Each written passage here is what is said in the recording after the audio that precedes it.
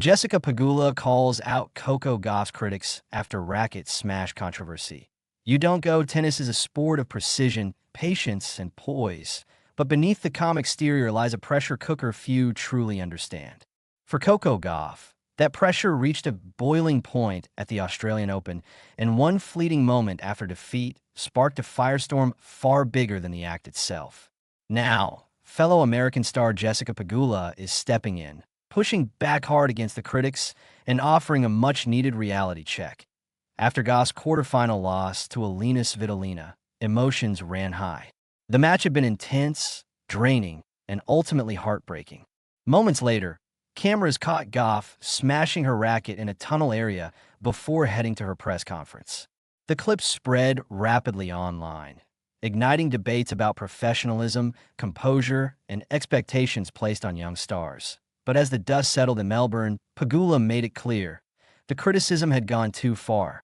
A viral moment that sparked a debate. Coco Gauff is no stranger to the spotlight. A two-time Grand Slam champion and one of the most recognizable faces in women's tennis. Every move she makes is magnified.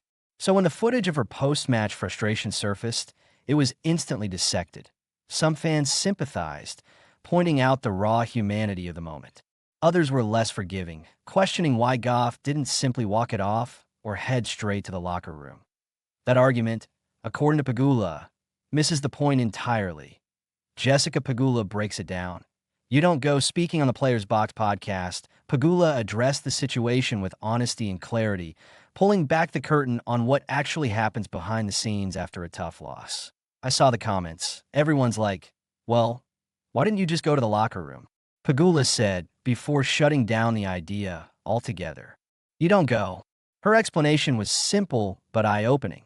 After a match, especially at a Grand Slam, players don't have the freedom fans assume they do. Media duties, drug testing, recovery protocols, and tournament logistics take over immediately. There is no quiet escape route when emotions are running high. You're told where to go. You're emotional, you're exhausted, and you try to process everything in real time, Pegula explained. People think it's this easy choice, but it's not. Defending Gauff's character, not just the moment, Pegula was careful to emphasize that one emotional reaction should never define a player, especially someone like Gauff, who has built a reputation for maturity beyond her years. This isn't who she is, Pegula noted. She's one of the most respectful people on tour. That point resonated strongly within the tennis community. Gauff has often been praised for her professionalism, sportsmanship, and thoughtful engagement both on and off the court.